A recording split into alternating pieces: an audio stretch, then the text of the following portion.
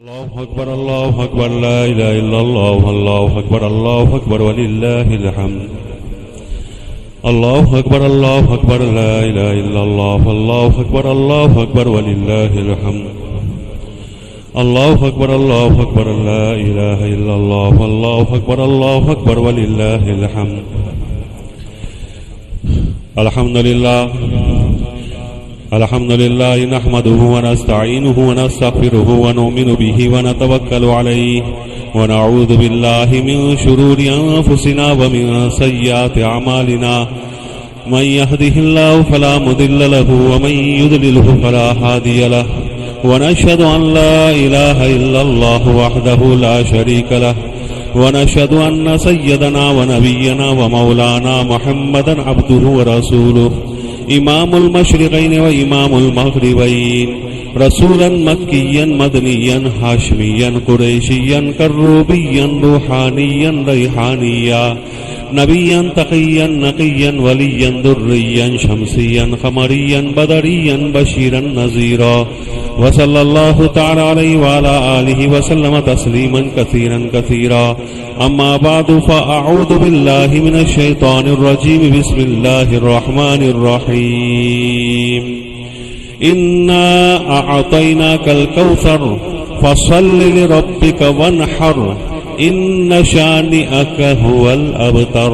صدق الله مولانا العظيم.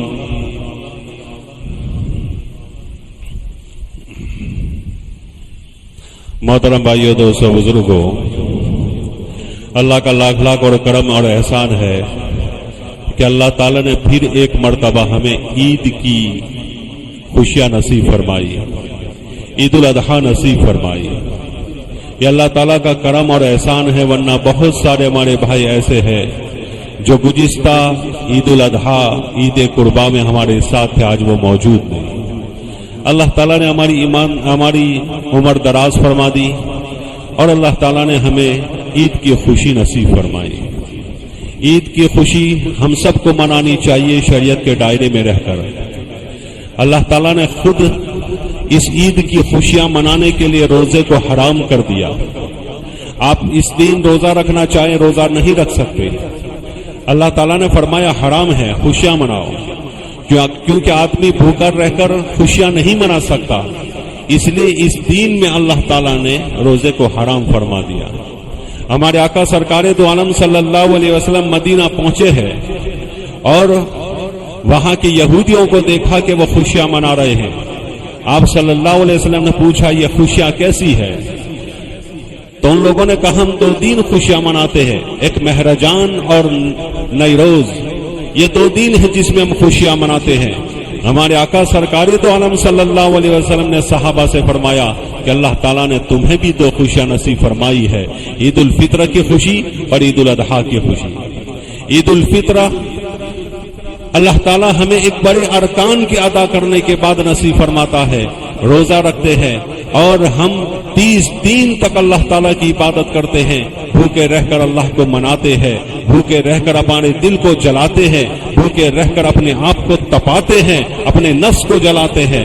جب 30 دن پورے ہو جاتے ہیں، یہ ارکان مکمل ہو جاتا ہے، تو اللہ تعالیٰ ہمیں عید الفطر نصیب فرماتا ہے. اسی طرح عید الاضحیٰ اللہ تعالیٰ حج میں لوگ جاتے ہیں اور محنتیں کرتے ہیں، کوششیں کرتے ہیں، اعمال پورے کرتے ہیں، دوڑ دھوپ کرتے ہیں، یہاں سے وہاں، وہاں سے یہاں، اس طرح آنا جانا ایک بڑے ارکان کو ادا کرنے کے بعد اللہ تعالیٰ ہمیں عید الاضحیٰ نصیب فرماتا ہے. اور اسی عید کے اندر اللہ تعالیٰ ہمیں فرماتا ہے کہ قربانی کرو. جب آدمی قربانی کرتا ہے تو اللہ تعالیٰ اس کو اپنا قرب نصیب، اپنی اللہ تعالیٰ خوشنودی نصیب فرما دیتا ہے. بہرحال عید کیا ہے؟ یہی سوال صحابہ کرام رضی اللہ تعالیٰ عنہ مجمعین نے اللہ کے نبی صلی اللہ علیہ وسلم سے پوچھا تھا، یا نبی اللہ ما هذه الاضاحی، یہ عید قربا کیا ہے؟ اللہ کے نبی صلی اللہ علیہ وسلم فرمایا تمہارے باپ ابراہیم کی یہ سنت ہے. اللہ تعالیٰ عنہ اکثر صحابہ میں یہ عادت تھی کہ کوئی عمل مل جاتا تھا تو اس کے بارے میں پوری تحقیق کرتے تھے. اور ثواب کی جب بات آتی تھی، عبادت کی جب بات آتی تھی، نیکیوں کی جب بات آتی تھی تو بڑھ چڑھ کر اس چیز کو کرنے کی کوشش کرتے تھے، اس کو حاصل کرنے کی کوشش کرتے تھے۔ آپ کو ایسے واقعات بہت سارے مل جائیں گے۔ بہرحال صحابہ نے پوچھا، نبی اللہ قربانی تو کریں گے، ملے گا کیا؟ ہمیں ملے گا کیا؟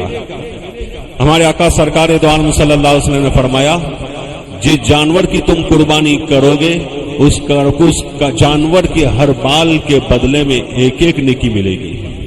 پھر صحابہ نے عرض کیا، اے نبی اللہ کہ ڈمبا جو ہوتا ہے، گھیٹا وغیرہ جو ہوتا ہے، اس کے تو بال نہیں ہوتے، اس کے اوپر سونف ہوتا ہے، سونف اون ہوتا ہے، اس کا کیا؟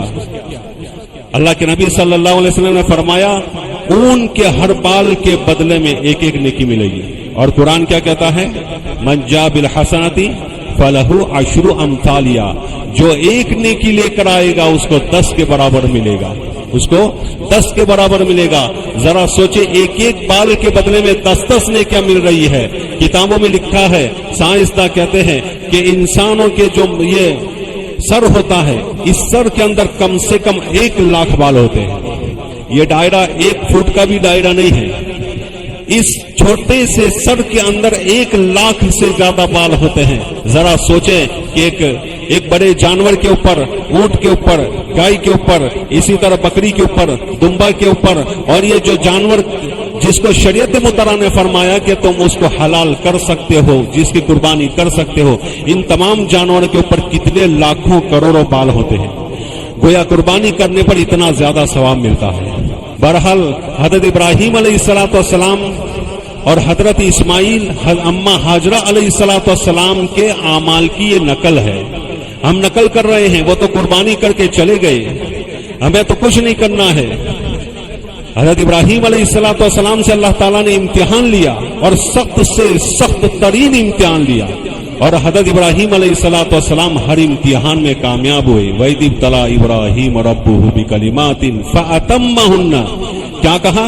ہم نے ابراہیم علیہ السلام کو بار بار آزمایا، ہر اعتبار سے آزمایا، ہر طرح سے آزمایا، اور فَأَتَمَّهُنَّ، حضرت ابراہیم علیہ السلام امتحان میں کامیاب ہوئے۔ بہت سارے امتحان جو آپ نے سنے ہوں گے، بارہا سنتے رہتے ہیں، لیکن سخت سے سخت ترین امتحان حضرت ابراہیم علیہ السلام کا یہ تھا کہ اپنے بیٹے کو ذبح کرنے کا حکم دیا۔ کوئی معمولی بات ہے؟ کتابوں میں لکھا ہے کہ 86 سال کی عمر تھی، الگ الگ روایات بھی ہیں، 92 سال کی بھی روایت ہے۔ 86 سال کی عمر میں اللہ تعالیٰ سے مانگ رہے ہیں، مان لو کہ حضرت ابراہیم علیہ السلام کی شادی 20-25 سال کی عمر میں ہوئی ہو، تب سے مانگ رہے ہیں اللہ اولاد نصیب کر دے، اللہ اولاد نصیب کر دے۔ پہلی بیوی سے اولاد نہیں ہوئی، حضرت ہاجرہ علیہ السلام کو ہدیہ کے طور پر دیا بادشاہ مصر نے، وہ ان کی بیٹی تھی، شہزادی کو دے دیا، میری بیٹی لے جاؤ تمہارے پاس خوش رہے گی۔ لے کر نکلے، حضرت سارہ کو دی تھی، حضرت سارہ نے کہا آپ شادی کر لیجئے، شادی کی، ان سے حضرت اسماعیل پیدا ہوئے۔ جب 2 عورتیں ہوتی ہیں، 2 بیویاں ہوتی ہیں، تو آپس میں ان کو تھوڑا بہت کھینچتان تو ہوتی ہے، آپس میں ذرا کھینچتان ہونے لگی، تو حضرت ابراہیم کو حکم ہوا کہ آپ بے آب و گیا میدان میں چھوڑ کر آ جائے۔ 1500 کلومیٹر دوری پر فلسطین سے وہاں پہنچے، اور حضرت اسماعیل علیہ السلام اور حضرت ہاجرہ علیہ السلام کو وہاں چھوڑ دیا۔ ذرا سوچے، ہم کبھی ہماری بیوی کو رات کو کہیں چھوڑتے ہیں؟ ہماری بیوی ہمارے گھر میں ہے، پھرچک ایریا ہے، بستی ہے، لوگ موجود ہیں، پھر بھی ہم ہماری بیوی کی فکر کرتے ہیں میری بیوی کیا کرتی ہوگی، میری بیوی اکیلی ہے، میری بیوی اکیلی ہے، میرے بچے اکیلے ہیں، آدمی پریشان ہوتا ہے۔ حضرت ابراہیم علیہ السلام کو کہا جا رہا ہے کہ تم یہاں جہاں نہ کوئی انسان ہے، نہ کوئی پرندہ ہے، نہ کوئی درخت ہے، نہ پانی ہے، ایسی جگہ چھوڑنے کا حکم ہے، ایسی جگہ چھوڑنے کا حکم ہے۔ یہاں حضرت ابراہیم علیہ السلام کے اس عمل سے ہمیں یہ بتایا جا رہا ہے کہ ہم ہمارے نفس کے اوپر، ہمیں ہمارے نفس کو اللہ تعالیٰ کی چاہت کے اوپر قربان کر دو۔ ہماری زندگی رب چاہیے ہونی چاہیے، ہماری زندگی من چاہیے نہیں ہونی چاہیے، ہم جو چاہیں گے وہ نہیں، اللہ جو چاہے گا وہ ہوگا، اللہ جو چاہے گا ہوگا، وہ ہماری زندگی ہونی چاہیے۔ حضرت ابراہیم علیہ السلام کے واقعے سے ہمیں یہ جاننے کو ملا، حضرت ابراہیم نے چھوڑ دیا، اللہ کا حکم ہے، چھوڑ دیا، چلنے لگے، چل رہے ہیں۔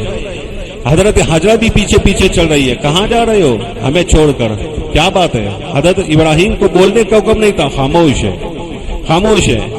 چلتے چلتے 3 میل تک چل پڑے. ابراہیم بھی چل رہے ہیں, حضرت حاجرہ بھی چل رہی ہیں, اونٹ ساتھ میں ہے. اب حضرت حاجرہ کو خیال آیا کہ اللہ کا حکم ہو سکتا ہے, ورنہ ابراہیم کبھی ایسا نہیں کر سکتے. ابراہیم کبھی ایسا نہیں کر سکتے, یہ اللہ کا حکم ہے. پوچھا اللہ کا حکم ہے؟ حضرت ابراہیم نے اشارہ کیا اللہ کا حکم ہے. کہا ٹھیک ہے, تب تو میرا اللہ مجھے ضائع نہیں کرے گا. یہ ہے اللہ کا حکم, جہاں جائے خاموش. تم کیسے آدمی ہو؟ ایسا نہیں, تم کیسے آدمی ہو؟ بیوی بچوں کو چھوڑ کر جا رہے ہو, تمہیں شرم نہیں آتی؟ کچھ بھی نہیں, اللہ حکم ہے, ٹھیک ہے, بات ختم. تو یہ ہے حضرت ابراہیم علیہ السلام کے واقعے سے ہمیں یہ جاننے کو ملا کہ جب ہم پر آزمائش آئے تو ہم کو صبر کرنا چاہیے. کبھی اللہ تعالیٰ مصیبتیں دے کر, دکھ دے کر, تکلیف دے کر ہمیں آزمائش میں مبتلا کرتا ہے, اور کبھی روپے پیسے دے کر, نعمتیں دے کر اللہ تعالیٰ آزمائش میں مبتلا کرتا ہے. اللہ پیسے دے کر بھی, اللہ دولت دے کر بھی, نعمتیں دے کر بھی اللہ تعالیٰ ہمیں آزماتا ہے کہ میرا بندہ میرا شکر کرتا ہے یا نہیں. اللہ دیکھتا ہے. جب شکر کرتا ہے اللہ اور زیادہ نعمتیں دیتا ہے. جب آدمی شکر نہیں کرتا, آدمی اللہ کا شکر نہیں کرتا, نعمتوں کو غلط جگہوں پر استعمال کرتا ہے, روپیوں پیسوں کو غلط جگہوں پر استعمال کرتا ہے, روپیوں پیسوں کو بدکاری میں اور بددیانتی میں خرچ کرتا ہے, تو پھر اللہ تعالیٰ اس سے وہ نعمت چھین لیتا ہے.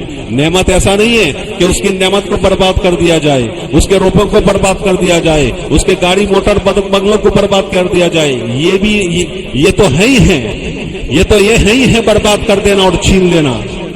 اور اللہ تعالیٰ کبھی کبھی مال و دولت باقی رکھ کر بھی اس کو محروم کر دیتا ہے.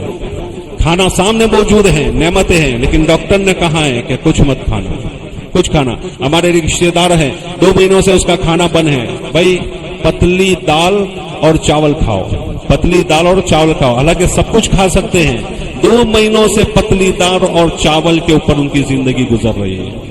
زندگی, کیونکہ اگر وزن جائے گا اندر تو تمہیں تکلیف ہوگی, تمہیں نقصان ہوگا. یہ ڈاکٹر نے کہا نہیں کھاتے ہیں, نہیں کھاتے ہیں, حالانکہ سب کچھ موجود ہے. یہ ہے تو اللہ تعالیٰ کبھی کبھی ایسا ہوتا ہے کہ نعمت دے کر اللہ تعالیٰ نعمتیں باقی رکھتے ہیں, لیکن اس کی لذتیں چھین لیتے ہیں, اس کے فوائد ہم سے چھین لیتے ہیں. بہت سارے لوگ آپ کو ایسے ملیں گے جو لاکھوں اربوں روپے کے مالک ہے, لیکن ان کو کھانا نصیب نہیں. ڈاکٹر نے کہا آدھی روٹی کھایا کرو. یہ ہے. اور کبھی کبھی اللہ تعالیٰ ہمیں امتحان لیتا ہے, مصیبتوں میں مبتلا کرتا ہے. وَلَنَبْلُوَنَّكُمْ بِشَيْءٍ مِّنَ الْخَوْفِ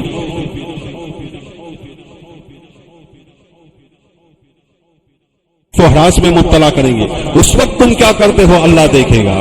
کبھی بھوک میں ڈالیں گے, کبھی تمہاری روزی چھین لیں گے, کبھی تمہارے روزیوں کے دروازے بند کر دیں گے. تمہیں کبھی کبھی تجارت میں گھاٹا ہوگا. تجارت میں گھاٹا ہو رہا ہے تو کیا تم غلط راستے پر چل پڑے, حرام کا مال لینے کے لیے چل پڑے, حرام میں مبتلا ہو گئے؟ یہ اللہ دیکھے گا, یہ اللہ دیکھے گا. اب بہت سارے آپ کو واقعات مل جائیں گے, بہت سارے واقعات مل جائیں گے کہ اللہ تعالیٰ نے امتحان لیا اور امتحان میں کامیاب ہوئے تو اللہ تعالیٰ نے ان کو بہت ہی اونچا مرتبہ دے دیا. اللہ تعالیٰ نے دنیا بھی ان کی آباد کر دی اور آخرت بھی آباد کر دی. ایسے واقعات ہیں. ایک وکیل صاحب کا واقعہ لکھا ہے, حضرت ایک آدمی کا واقعہ لکھا ہے, وکیل کا بھی واقعہ لکھا ہے, اور ایک دوسرے آدمی کا بھی واقعہ لکھا ہے جو بینک کا کلرک تھا, مینیجر تھا. حضرت مفتی تقی کہتے ہیں کہ میں اپنی آفس میں بیٹھا تھا, سامنے سے وہ آ رہا تھا. اس کے کپڑے رنگ ڈھنگ میں دیکھ کر افسوس میں پڑ گیا کہ کیسا مسلمان ہے, کپڑے بھی دیکھو پہنے ہیں انگریزوں جیسے وغیرہ وغیرہ. حضرت کہتے ہیں میرے دماغ میں یہ آیا, وہ آ کر سامنے بیٹھا, وہ آ رہا تھا, میں سب سوچ رہا تھا, آ کر سامنے بیٹھا, وہ پوچھنے لگا حضرت ایک مسئلہ پوچھنا ہے. کیا ہے بیٹا, کیا مسئلہ ہے؟ تو کہنے لگا کہ حضرت میں بینک میں نوکری کرتا ہوں, بینک کی نوکری جائز ہے یا ناجائز؟ حضرت نے کیا کہا, بینک کی نوکری تو ویسے ناجائز ہے, لیکن بینک کی نوکری تو ناجائز ہے, لیکن علماء کرام نے اتنی اجازت دی ہے کہ ایک دوسری طرف آپ حلال دھندا شروع کرو, حلال بزنس شروع کرو. جب اس بزنس میں سیٹ ہو جاؤ تو پھر آپ اپنی نوکری چھوڑ دو. جب تک تمہارا حلال دھندا سیٹ نہ ہو جائے تب تک تم بینک کی نوکری کیا کرو. تو وہ آدمی حضرت کو دیکھنے لگا اور کہنے لگا حضرت میں آپ سے مشورہ لینے نہیں آیا, میں آپ سے مشورہ لینے نہیں آیا، میں فتویٰ پوچھنے آیا ہوں حلال ہے یا حرام، جائز ہے یا ناجائز، بس اتنا کہہ دیجیے۔ حضرت کہتے ہیں بھائی ناجائز ہے، ٹھیک ہے، میں بینک کی نوکری چھوڑ، مینیجر کی نوکری چھوڑ دی، اس زمانے کے لاکھوں روپے کی اس کی انکم تھی، تو اس نے چھوڑنے ٹرانسپورٹ کا دھندا شروع کیا۔ حضرت کہتے ہیں کہ میں نے چند سالوں کے بعد اس کو دیکھا کہ پاکستان کی سڑکوں کے اوپر اس کی گاڑیاں گھوم رہی تھی، پاکستان کی ہر سڑک کے اوپر اس کی گاڑی تھی۔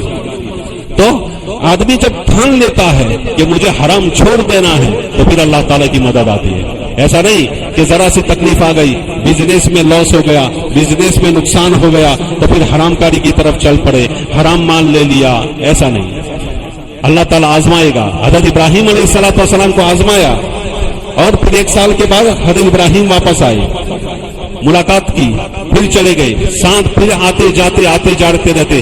7 سال کے بعد اللہ تعالیٰ نے حکم دیا کہ اب جاؤ۔ بہت لمبا واقعہ ہے، خواب دیکھا، خواب میں اپنی پسندیدہ چیز کو ذبح کرو، اٹھے تو پسندیدہ چیز اونٹ تھی، 100 اونٹ ذبح کیے۔ دوسرے دن اٹھے، دوسرے دن سوئے تو خواب آیا کہ پسندیدہ چیز ذبح کرو، میں نے تمہیں کہا تھا پسندیدہ چیز ذبح کرو۔ صبح اٹھے تو ان کو خیال ہے بکری کی طرف اشارہ ہے، تو بکریوں کو ذبح کیا، 100 بکری سے زیادہ ذبح کیا۔ پھر تیسری رات بھی خواب آیا کہ بھائی میں کہہ رہا ہوں پسندیدہ چیز ذبح کرو۔ حضرت ابراہیم علیہ السلام سمجھ گئے کہ مجھے میرے بیٹے سے زیادہ کوئی پسندیدہ چیز نہیں۔ حضرت ابراہیم 1500 کلومیٹر دور چل کر گئے، اللہ کا حکم، ہتھیار ساتھ میں ہے، اللہ کا حکم۔ 86 سال کی عمر میں بیٹا ملا ہے، ذبح کرنا ہے، اللہ کا حکم۔ اللہ کے حکم کے سامنے سر تسلیم خم کر دینا۔ حضرت ابراہیم علیہ السلام گھر پہنچے اور کہا کہ اسماعیل کو ذرا تیار کرو، گھوم کے آتے ہیں۔ حضرت حجرہ نے تیار کیا، چلے اور مینا کے میدان میں پہنچے۔